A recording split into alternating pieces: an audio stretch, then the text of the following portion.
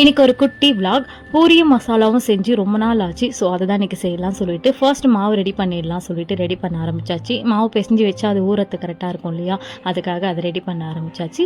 சைட்லேயே வந்து மசாலாவுக்கு உருளைக்கிழங்கும் வேக போட்டாச்சு. இந்த மாவு பிசைறதுல எனக்கு சுத்தமாக பிடிக்காத விஷயம் பார்த்தீங்கன்னா, அந்த தண்ணி ஊற்றி ஃபர்ஸ்ட்டு பிசையும் போது கையில் ஓட்டும் இல்லையா, அதுதாங்க ரொம்ப குழன்னு ஒரு மாதிரி வெறுப்பாக இருக்கும். ஃபர்ஸ்ட்டில் வந்து நான் கரண்டி வச்சு தான் மிக்ஸ் பண்ணிவிட்டு அதுக்கப்புறம் தான் பிசைவே ஆரம்பிப்பேன். எனக்கு கொஞ்சம் தெரியாமல் கையை விட்டுட்டேன், ஒரு மாதிரி ஆயிடுச்சு. அதுக்கு எதனா டிப்ஸ் தெரியும்னா ப்ளீஸ் சொல்லுங்கள், நான் கண்டிப்பாக ட்ரை பண்ணுறேன் நெக்ஸ்ட் டைமு. நிறைய பேர் இந்த மிக்சியில் போடுறது அது மாதிரிலாம் பண்ணுறாங்க, பட் அது எனக்கு செட் ஆகலை. கொஞ்சம் அதுக்கு எதனா ரெமெடி தெரியும்னா சொல்லுங்கள். சைட்லேயே வந்து நம்ம வெஜிடபிள்ஸ்லாம் கட் பண்ண ஆரம்பிச்சாச்சு. மசாலான்றனால ரொம்ப சிம்பிள் வேலை தான், ரொம்ப அதிகமாகலாம் இல்லை. ஸோ அதுக்காக வந்து வெங்காயம், கொத்தமல்லி, கருவேப்பிலை அதெல்லாம் வந்து கட் பண்ண ஆரம்பிச்சிட்டேன். கல்யாணத்துக்கு முன்னாடிலாம் அம்மா என்ன தான் சுவையாக சமைச்சு கொடுத்தாலும் அதில் 1008 குறை சொல்லிட்டு இருப்பேன். இது நல்லா இல்லை, அது நல்லா இல்லை, காரம் கம்மியாக இருக்குது, இதுக்கு போய் இதை செஞ்சுருக்கேன்னு சொல்லிட்டு. பட் இப்போ குக்கிங்கில் இறங்கினதுக்கு அப்புறம் தான் தெரியுது அது எவ்வளோ பெரிய டஃப்பான வேலை அப்படின்னு சொல்லிட்டு. பிடிச்சிருக்கு, பட் கொஞ்சம் டஃப்பாக தான் இருக்குது அப்படின்ற மாதிரி தான் ஃபீல் ஆச்சு. இப்போ நம்ம உருளைக்கிழங்கு வெந்தாச்சு. அதை வந்து அந்த தண்ணி மாற்றிட்டு ஒரு தட்டில் எடுத்து வச்சுட்டா நல்லா ஆறிடும்னு எடுத்து வச்சு, கூடவே இந்த உருளைக்கிழங்கு வேக வச்ச தண்ணி, காய் கழுவுன தண்ணிலாம் அது மாதிரி ஒரு பக்கெட்டில் கலெக்ட் பண்ணி வச்சுருவேன். நம்ம செடிக்கு ஊற்றினா கொஞ்சம் ஸ்ட்ராங்காக ஹெல்த்தியாக இருக்கும் இல்லையா, அதுக்காக.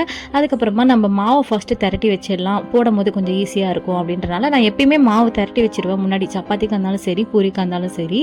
அதே மாதிரி இந்த மேட் என்ன தான் கழுவி வச்சாலும் செய்யும் போது ஒரு வாட்டி தொடச்சாதான் எனக்கு நிம்மதியாக இருக்கும். பாருங்கள் அதில் இவ்வளோ அழுக்கு வருதுன்னு சொல்லிட்டு லைட்டாக தண்ணி தெளிச்சுட்டு டிஷ்யூ பேப்பர் வச்சு நல்லா க்ளீன் பண்ணிவிட்டு அதுக்கப்புறம் தான் நான் செய்ய ஆரம்பிப்பேன்.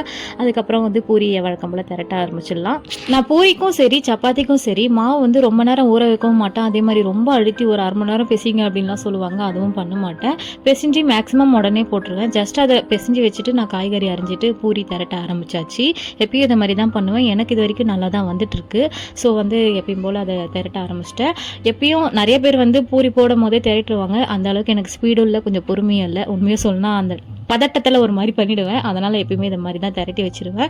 அதே மாதிரி இதுக்கு ஒரு டிப்ஸ் என்னென்னா, இது மாதிரி ஒரு பேப்பர் எடுத்துக்கோங்க. அதில் வந்து திரட்டி பேப்பர் மேலே போட்டுட்டோம்னா நம்ம சப்பாத்தியோ இல்லை பூரி மாவோ, அதாவது ரெண்டும் ஒன்று தான், ரெண்டுமே வந்து ஒட்டாமல் இருக்கும். நம்ம எடுத்து போடும் போது ஈஸியாக இருக்கும். இதுக்குன்னே தனியாக ஒரு புக்கு, அந்த நியூஸ் பேப்பர்லாம் வரும் இல்லையா, அந்த புக்கை வந்து நடத்தி வச்சுருவேன்.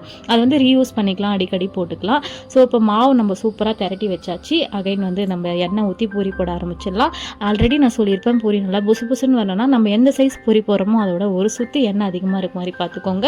நல்லா ஹை ஃப்ளேமில் வச்சுட்டு அதுக்கப்புறம் போட்டிங்கன்னா பூரி நல்லா புசு புசுன்னு இருக்கும், சாஃப்டாகவும் இருக்கும், செம்மையாக இருக்கும். கண்டிப்பாக அந்த டிப்ஸை வந்து ட்ரை பண்ணி பாருங்கள். அப்படியே கமெண்ட்டில் சொல்லிட்டு போங்க, உங்களுக்கு பூரி ரொம்ப பிடிக்குமா இல்லை சப்பாத்தி ரொம்ப பிடிக்குமா? பூரியாக இருந்தால் அதுக்கு சைடிஷாக எது தொட்டுக்க ரொம்ப பிடிக்கும், இல்லை சப்பாத்தினா எது பிடிக்கும்னு சொல்லுங்கள். நானும் நெக்ஸ்ட் டைம் அதை ட்ரை பண்ணி பார்க்குறேன். எனக்கு பூரினா எது கொடுத்தாலும் நான் சாப்பிட்ருவேன், எனக்கு பிரச்சனை இல்லை. எல்லா காம்போவும் எனக்கு பிடிக்கும், மசாலா, சன்னா மசாலா அப்படின்னு சொல்லிட்டு.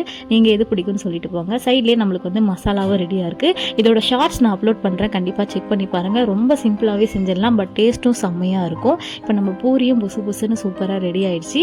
நெக்ஸ்ட் வந்து இந்த பூரி எடுத்து வைக்கும் போது இந்த மாதிரி ஒரு பேப்பரில் எடுத்து வச்சோன்னா அதோட எண்ணெய், எக்ஸஸ் எண்ணெய்லாம் வந்து அது இழுத்துக்கும். மேக்ஸிமம் எண்ணெய் இருக்காது, பட் இருந்தாலும் அது வந்து இழுத்துக்கும். இப்போ நம்ம மசாலாவும் செம்மையாக ரெடி ஆயிடுச்சு. பூரியும் ஃபுல்லாக போட்டு ரெடி பண்ணியாச்சு. இதை மாதிரி எடுத்து வைக்கிறதுக்கு நீங்கள் வந்து இந்த பேப்பர் தான் யூஸ் பண்ணாலும் இல்லை, டிஷ்யூ பேப்பர் கூட யூஸ் பண்ணிக்கலாம். அது அகைன் வந்து நம்ம ரீயூஸும் பண்ணிக்கலாம், ஒன்றும் பிரச்சனை இல்லை.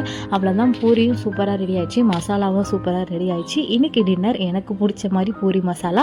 உங்களுக்கு என்ன காம்போ பிடிக்கும்னு மறக்காமல் சொல்லிட்டு போங்க. நிறைய பேர் சப்ஸ்கிரைப் பண்ணாமல் பார்த்துட்டு மட்டும் போகிறீங்க, அப்படியே பண்ணி விட்டிங்கன்னா எனக்கும் கொஞ்சம் மோட்டிவேஷனாக இருக்கும். எதை மாதிரி கண்டென்ட் வேணும்னு சொன்னீங்கன்னா என்னால் முடிஞ்சால் கண்டிப்பாக ட்ரை பண்ணுறேன். டாட்டா.